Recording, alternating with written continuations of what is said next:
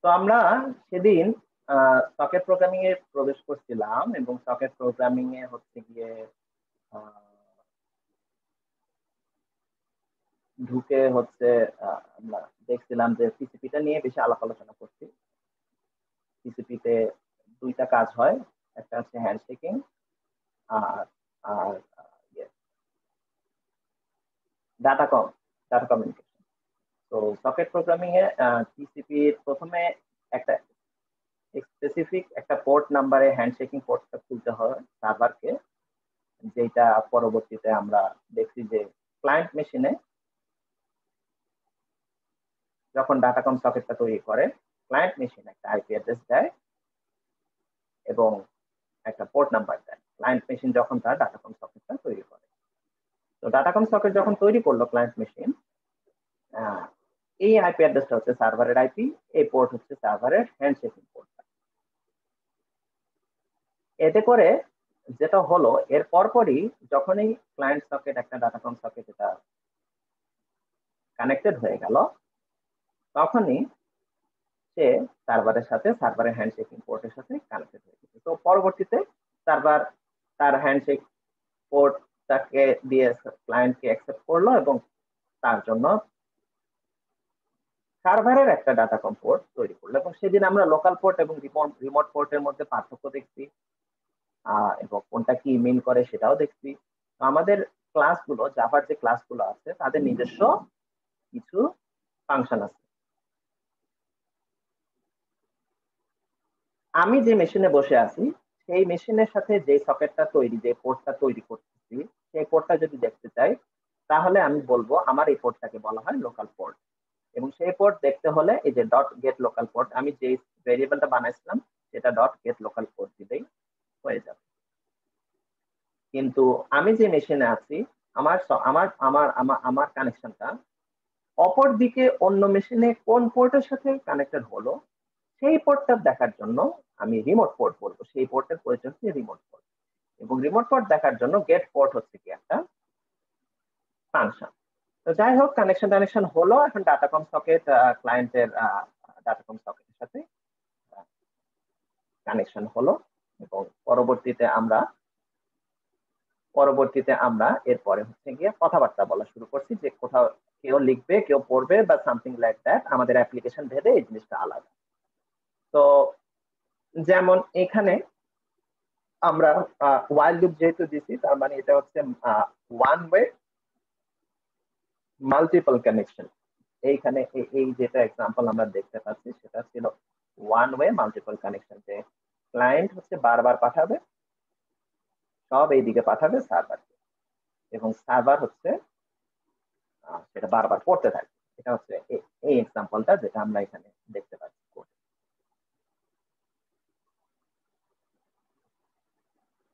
তো আমরা এটা রান করি।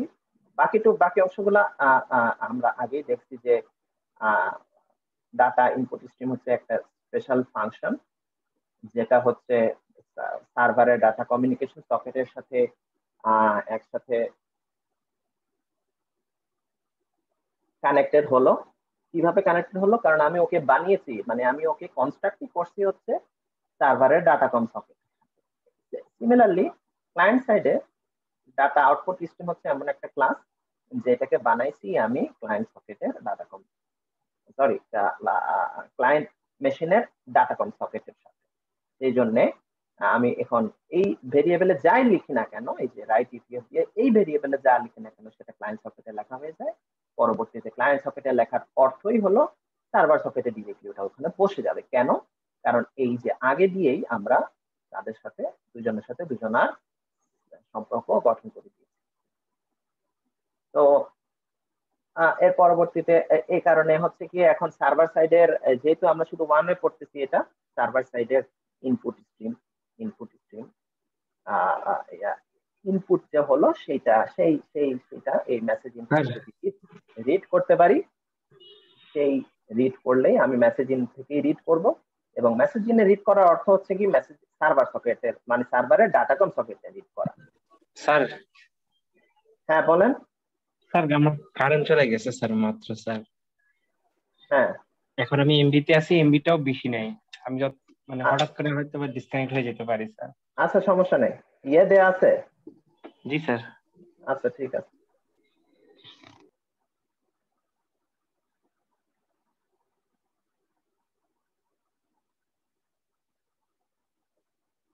হ্যাঁ, এগুলো আমরা গত ক্লাসে দেখছি, তো জাস্ট একটু রিক্যাপ করে নিলাম। সার্ভারকে আগে চালালাম, ক্লায়েন্টকে এর পরবর্তীতে চালাতে হয়, কারণ টিসিপিতে সবসময় বলছি আমরা যে সার্ভার আগে চলতে হয়, কারণ আমাদের হ্যান্ডশেকিং কোডটা না হয় ওপেন না থাকলে ক্লায়েন্ট তো এসে ধাক্কাধাক্কি করতে পারবে না, নক করতে পারবে। ওকে,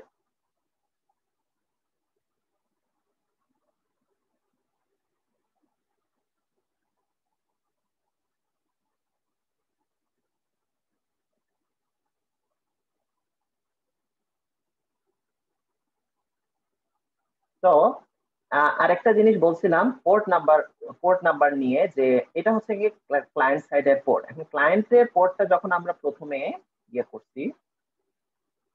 চালু করছিলাম, তখন কিন্তু এটাকে কার পোর্ট নাম্বার দিছিলাম? ক্লায়েন্টের ডাটাকম পোর্টটা যখন প্রথমে ইনিশিয়ালাইজ করলাম, কার পোর্ট নাম্বার এখানে দিলাম? সার্ভারে। সার্ভারের কোনটা? সার্ভারে তো দুইটা পোর্ট থাকে, আমরা জানি। সার্ভারের কোনটা? হ্যান্ডশেকিং, একদম প্রথম পোর্টটা, যেটা আসলে সার্ভার আসলে যেটা মানে রিসিভ করবে, সেই পোর্টটা। তো তো তো সেটা হলে ভালো কথা, কানেক্টেড হলো। কিন্তু আমরা নিজেরা ম্যানুয়ালি কি ক্লায়েন্টকে কখনো বলছি যে ক্লায়েন্ট দেখো তুমি তোমার নিজের মেশিনের এই পোর্টটা ওপেন করো? আমরা কিন্তু কোনো জায়গায় সেটা বলি না। তো এটা সেদিনও মেনশন করছি যে ক্লায়েন্ট মেশিনে এই কাজটা, যে ক্লায়েন্ট মেশিনের কোন পোর্টে আসলে সকেটটা খোলা হবে, সেটা আসলে জাভা র্যান্ডমলি অপারেট করে।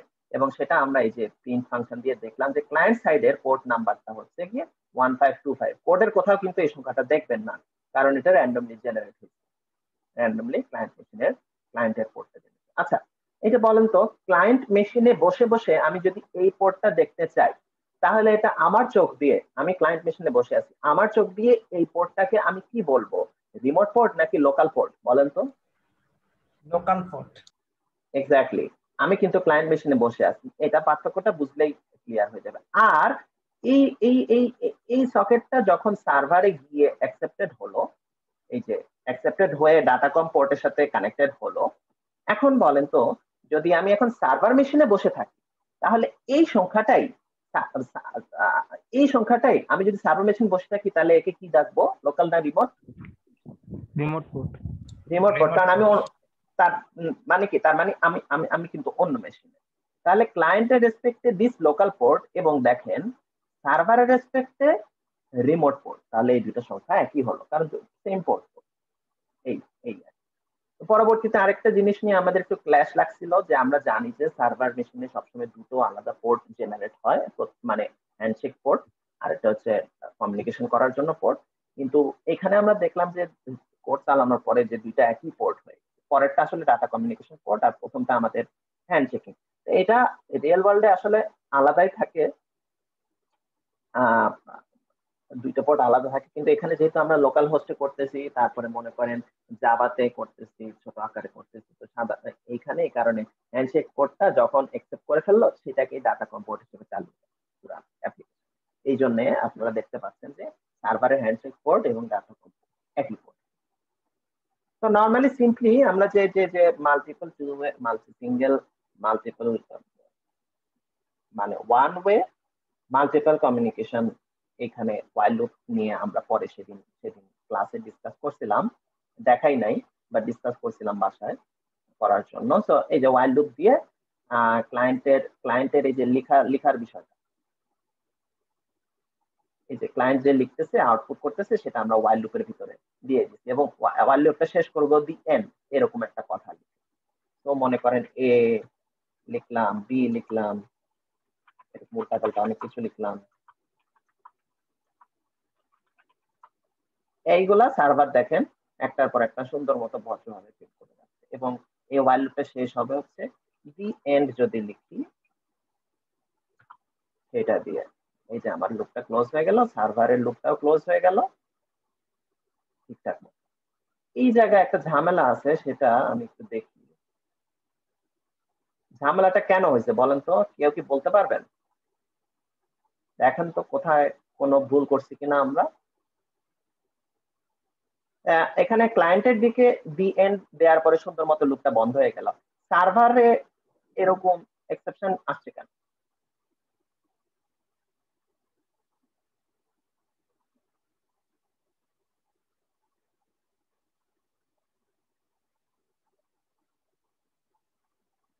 আচ্ছা, ওয়াইল লুপ গুলো একটু খেয়াল করেন। ক্লায়েন্ট থেকে সার্ভারে শুধু ইন দেওয়া আছে, এই জন্য মনে হয়। এক্স্যাক্টলি, হ্যাঁ হ্যাঁ এক্স্যাক্টলি, এটাই হচ্ছে রিজন। ক্লায়েন্ট থেকে ওয়াইল লুপটা বন্ধ হবে কখন? দি এন্ড লেখার কারণে না, কিন্তু সার্ভারের এখানে ওয়াইল লুপটা বন্ধ হওয়ার কোনো কাজ কি সে পাচ্ছে? ওয়াইল লুপটা এটা মানে এটা কি আমরা তো আর দি এন্ড লিখি নাই, আমরা যখন সে এন্ড লেখাটা পাবে তার সকেটে, তারপরে হচ্ছে গিয়ে সে তার ওয়াইল লুপটা বন্ধ করবে। কিন্তু আমরা এখানে কি করছি, ক্লায়েন্টকে বলছি যে দি এন্ড লিখে বন্ধ করো, তো ক্লায়েন্ট ভদ্রভাবে বন্ধ হয়ে গেছে। এইখানে ঢুকছে হচ্ছে গিয়ে দি এন্ড, কিন্তু দি এন্ড যেহেতু ঢুকছে সে চাচ্ছে যে ওয়াইল লুপটা কিন্তু চালাতে যাচ্ছে, তো নেক্সট ইটারেশনের জন্য সে রেডি হয়ে গেছে। কিন্তু ক্লায়েন্ট কিন্তু বন্ধ হয়ে যাওয়ার কারণে সে এখন এক্সেপশনে পড়ে গেছে যে এন্ড অফ ফাইল, ওদিক থেকে আর কিছু আসতেছে না। ইনলাইন হচ্ছে এন্ড অফ ফাইল ইনলাইন হয়ে আসছে, মানে হয়ে গেছে। আমরা তো জানি না, এন্ড অফ ফাইল কিন্তু এক ধরনের কি বলবো একটা ক্যারেক্টার হিসেবে ধরা যায়। আমি জানি না সি প্রোগ্রামিং বা অন্যান্য ছোটবেলার কোর্স গুলাতে এটা বলা আছে কিনা, মানে কখনো শুনেছেন কিনা। এন্ড অফ ফাইল কিন্তু মানে একটা ফাইলের সর্বশেষ ক্যারেক্টার, মানে এটার পরে কিছু নাই, জিনিসটা শেষ। তো এন্ড অফ ফাইল আমি ওই ক্লায়েন্টের দিক থেকে যখন লুপটা বন্ধ হয়ে গেল, তখন ও কিন্তু কনফিউজ, সার্ভার কিন্তু কনফিউজ যে এন্ড অফ ফাইল চলে আসছে, তার মানে আমার কিন্তু ওয়াইল লুপ দেখা যাচ্ছে যে ওয়াইল লুপটা স্টিল রানিং, বাট মানে ইনলাইনে এন্ড অফ ফাইল চলে আসে। তো সে কি করবে, সেই কারণে সে একটা এক্সেপশন দিয়ে বসে আছে। তো এটা তো বুঝতে পারতেছি, রেমেডিটা কি? রেমেডি হচ্ছে ওই একই ধরনের স্টপিং কন্ডিশন দিতে হবে। এখন স্টপিং কন্ডিশন যে শুধুমাত্র এইভাবেই দিতে হবে তা না, আপনারা এখানে কাউন্ট দিয়ে দিতে পারেন, যে একটা ধরেন প্রতিটা এখানে কাউন্ট একটা রাখলেন, কাউন্ট প্লাস প্লাস করে দিলেন, আর এখানে একটা কাউন্ট দিয়ে ধরেন 10টা বা 5টা, আমি 5টা নাম্বার আমি লিখতে পারবো, 5টা নাম্বার লিখতে পারবো। এখন 5 যখন হবে তখন হচ্ছে কি আমি এইটা ওয়াইল লুপটা বন্ধ করে দিব। এরকম যে কোনো ধরনের কন্ডিশন কিন্তু আপনারা দিতে পারেন। এই এরকম একটা কন্ডিশন হতে পারে, তাহলে কি আমরা ইটারেশনটা 5 বার হবে। তো যাই হোক, এটা ছিল আমাদের one way multiple connection. One way single connection তো আমরা ক্লাসে দেখছি, জাস্ট ওয়াইল লুপটা ফেলে দিতে। এর পরবর্তীতে বাসায় আরো একটা জিনিস দেখতে বলছিলাম, যে উল্টা জিনিসটা, যে সার্ভার কিছু লিখতেছে, ক্লায়েন্ট কিছু পড়তেছে, তখন কি পুরো জিনিসটা রিভার্স হয়ে যাবে। সার্ভারে এখানে লেখার অংশটা দিয়ে দিব আমরা, এই জায়গাটাতে লেখার অংশটা, যেটা ক্লায়েন্টের এইগুলা এই 4টা লাইন, আর অন্যদিকে ক্লায়েন্টের পড়ার অংশ।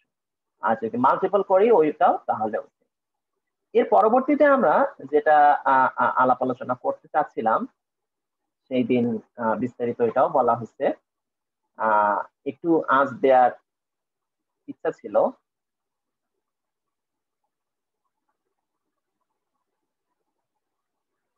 জুমে আসলে কি হচ্ছে, এই অ্যানোটেশনটা খুব ডিস্টার্ব করছে। আচ্ছা, এই যে এখানে একটা জিনিস লিখলাম, এটা কি আপনাদের ওখানে ক্লিয়ারলি দেখা যাচ্ছে? মানে কন্টিনিউয়াস এক জায়গায় বসে আছে নাকি লাফালাফি করছে? স্যার এক জায়গায় বসে আছে। আমার এখানে খুব লাফালাফি করতেছে। তো জানি না আবার, হ্যাঁ প্রচন্ড প্রচন্ড ঝামেলা করছে কতদিন ধরে, কয়েকদিন ধরে। আবার নেটেও ডিস্টার্ব করতেছে, নেটে তো কাজ চলতেছে শুনলাম, বড় সড়ো কি যেন। আমার সারাদিন নেট ছিল, এই কারেন্টে ছিল, ঠিক 45 বাজার সাথে সাথে স্যার আমার কারেন্ট গেছে। পরে এই যে 15 মিনিট পরে আসছে।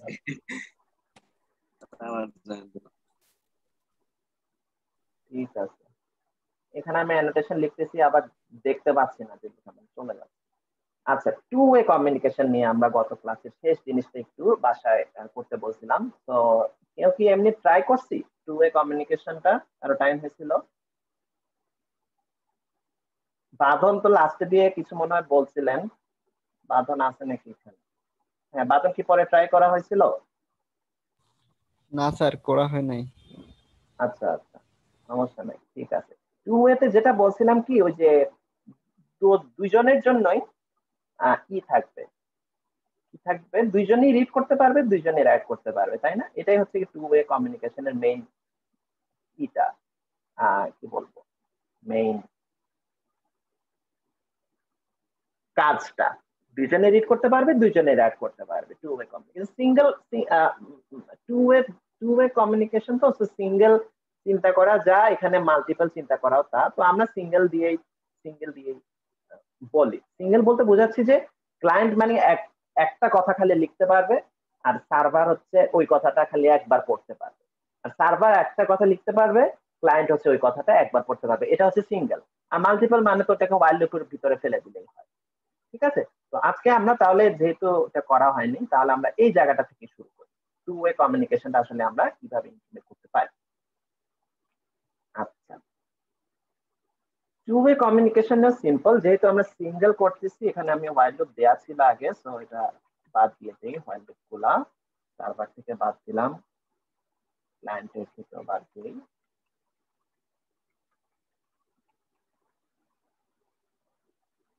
ওকে, সার্ভারে একটু আগে সিঙ্গেল কমিউনিকেশনে তাহলে আমরা কি দেখছিলাম মনে পড়ে? এই যে আমি আগেই পাশেই আছে ফাইলটা, ওয়াইল লুপ বাদ দেন, মানে ওয়াইল লুপ নাই এখানে। তো সার্ভারে যদি সিঙ্গেল কমিউনিকেশন মানে ওয়ান ওয়ে কমিউনিকেশনে কি ছিল, শুধু রিড করতে পারছিল, এবং শুধু রিড করার জন্য এই যে এই অংশগুলো আমাদের ব্যবহার করতে হয়েছে রিড করার জন্য, এবং রিড করার জন্য এই এক্সট্রা ক্লাসটাকে ইউজ করতে হয়েছে, তাই না?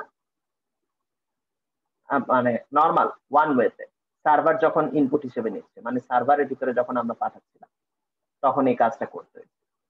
তো এখন কি করতে হবে? এখন কি সার্ভার শুধু রিড করবে না দুটোই করতে পারবে?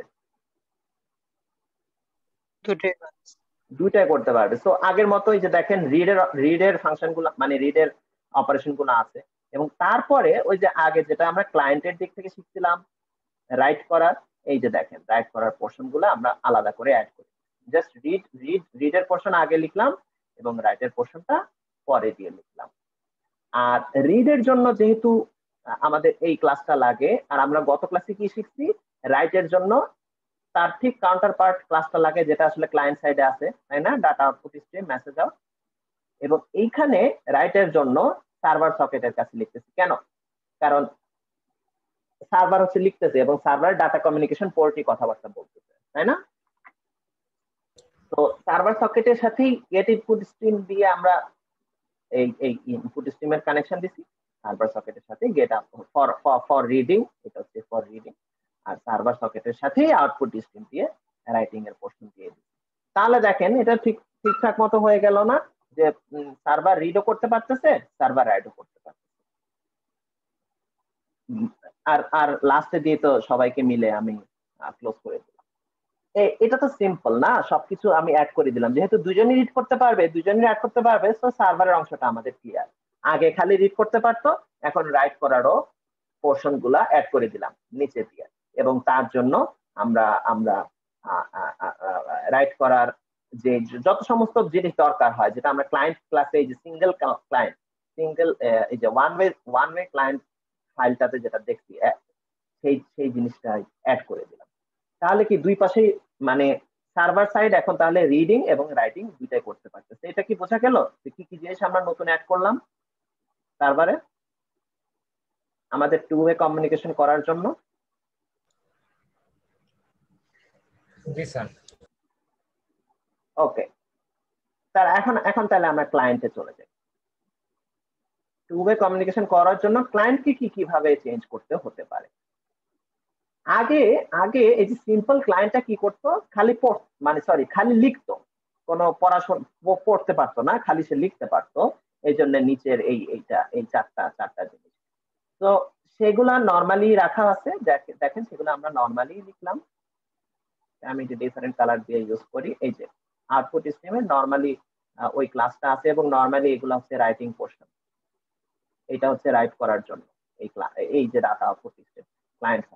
এখন কি, এখন হচ্ছে ক্লায়েন্ট পড়তেও পারবে, তাই না?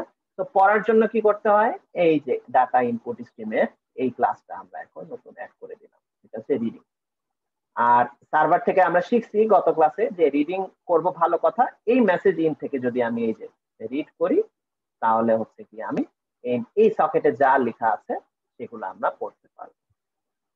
তাহলে ক্লায়েন্টেও অ্যাড হয়ে গেল রিডিং এবং রাইটিং। তাহলে দেখতে পাচ্ছি আমরা সার্ভারও দুটোই করতে পারবে এবং ক্লায়েন্টও দুটোই করতে পারবে আমাদের জন্য, যেহেতু আমরা রিডিং রাইটিং দুটাই আমরা দুজনের জন্য অ্যাড করে দিই। ব্যাপারটা কি বুঝলাম? আমরা এখন আউটপুট দেখি না, আউটপুট দেখবো, বাট এতটুকু পর্যন্ত কি ক্লিয়ার যে জাস্ট দুটো জিনিস জি স্যার। নিচে দিয়ে পরপর অ্যাড করে দিলাম, কোনো চেঞ্জ নাই, কোনো কমপ্লেক্সিটি নাই। তো চলেন তাহলে এখন আমরা আউটপুটটা চালিয়ে দেখি। অ্যাজ ইউজুয়াল যেহেতু টিসিপি কানেকশন আমাদের সার্ভারকে আগে চালাতে হবে, ওকে সম্মান করতে হয়।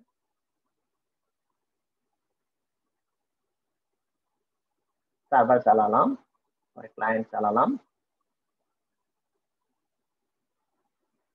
আবার ওই যে র্যান্ডম পোর্ট তৈরি হলো এবং কাজ হয়েছে। এখন যেহেতু এটা সিঙ্গেল টু ওয়ে কমিউনিকেশন, তো এইখানে হচ্ছে গিয়ে আমরা ইয়ে করে দিই, একবারই খালি ক্লায়েন্ট লিখতে পারবে এবং সার্ভার একবারই পড়তে পারবে, আবার একইভাবে সার্ভার একবারই পড়তে পারবে এবং ক্লায়েন্ট একবারই পড়তে পারবে। তো প্রথমে ক্লায়েন্ট দেখি, আমি লিখি হাই ফ্রম ক্লায়েন্ট, এন্টার দিলাম, এটা সার্ভারে এই যে লেখা হয়ে গেল, সার্ভার এটা পড়তে পারলো। আর এরপর পরে কি করতে হবে, সার্ভার এখন লিখবে হাই ফ্রম সার্ভার, দেখেন সার্ভার এটা লিখলো, এরপরে ক্লায়েন্ট এটা পড়লো, সুন্দর মতো একটা আমাদের চ্যাট অ্যাপ্লিকেশনের মতো তৈরি হয়ে গেল। ঠিক আছে না? কোনো ঝামেলা আছে? দুইজনই দেখেন পড়ছে, দুইজনই কিন্তু লিখছে। ঠিক আছে, তো এই জিনিসটা এখন যদি আমি মাল্টিপল করে ফেলি তাহলে কি কেমনে মাল্টিপল করতে পারি? জাস্ট হোয়াইল লুপ গুলো অ্যাড করে দিলেই হয় নাকি? জি স্যার। কমেন্ট গুলো তুলে দিচ্ছি, হোয়াইল লুপের কমেন্ট গুলো।